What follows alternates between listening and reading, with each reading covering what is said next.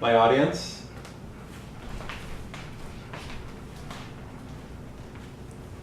Thank you. There you are on a warm June afternoon.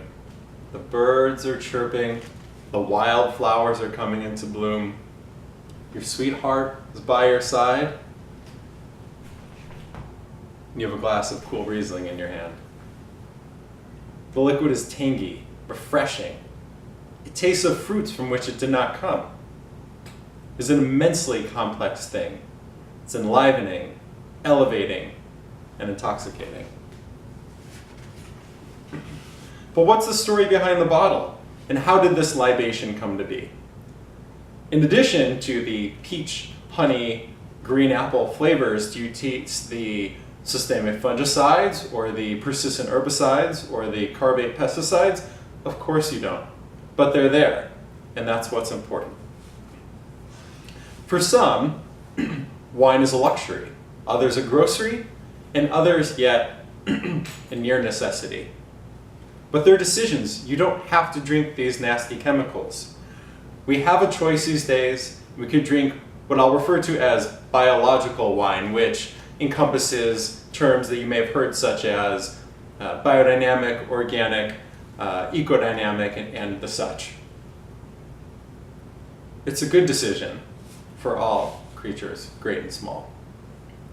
One person who came to that decision was Bill Powers, a longtime orchardist out of Kennewick, Washington, who was a very by-the-book, conventional guy who in the early 1980s wanted to plant a vineyard. Bill had used chemicals all his life, but he realized that a lot of his friends were getting sick. And for the sake of his community, his friends and his workers, he made a very intentional decision to grow his grapes organically without the use of these harsh chemicals. According to his website, it hasn't been easy, but it has been well worth it for the health and safety of all.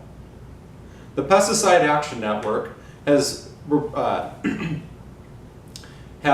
that the USDA has found up to 13 different pesticides on juice grapes. Now there isn't any wine grape data available, but some of these pesticides are neurotoxic and are harmful to the human reproductive system.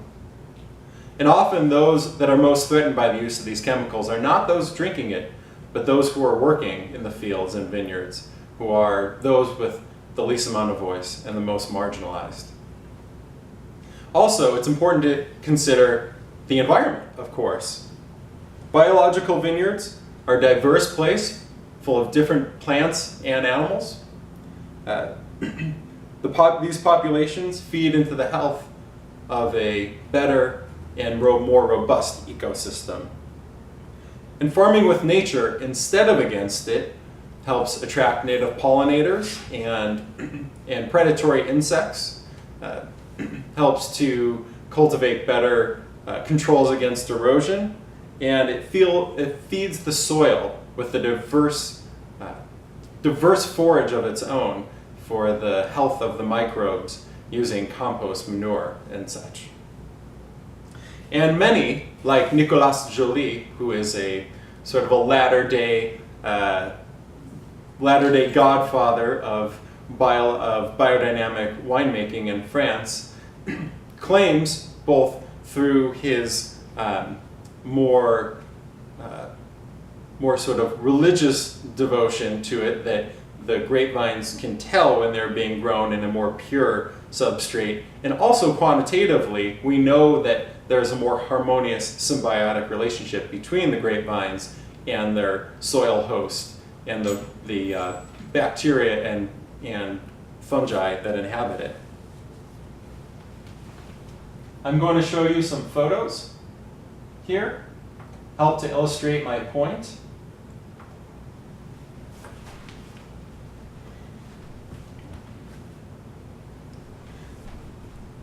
This is a vineyard in Champagne that has been treated with herbicide and with an abundance of chemical fertilizers. You can see that it is quite dead looking and devoid of any sort of life. Here is a vineyard in the Loire Valley that is being treated in a very environmentally sensitive manner and is bringing air and good biological activity into the ground. This is a vineyard on the Washington side of the Columbia Gorge, where many native species have been planted. In fact, if you look at this photo here that I took, it looks almost as though the vineyard has just sprung out of a native meadow because of the abundance of wildflowers and grasses. And on the contrast, here's in Willamette Valley, Oregon, photograph of a vineyard which is rather devoid of much biological activity and has been treated with herbicide, resulting in a rather dead appearance, which often relates to what is actually going on below ground. And here is a lovely photograph of an excellent biological method using sheep in the vineyard to help fertilize and graze and complete that circle of life. Thank you. Now, there's something you can do about this, and that is action. That is putting your money where your mouth is and purchasing wine that has been biologically cultivated. Vote with your dollars. And some may say, oh, that wine's going to be very expensive, but actually Badger Mountain sells their wine for $12 a bottle, $24 a box. And so it could be very inexpensive, it could be very expensive, but the same could be said of anything.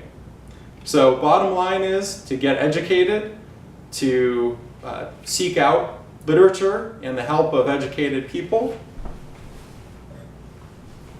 and to enjoy ourselves. Cheers.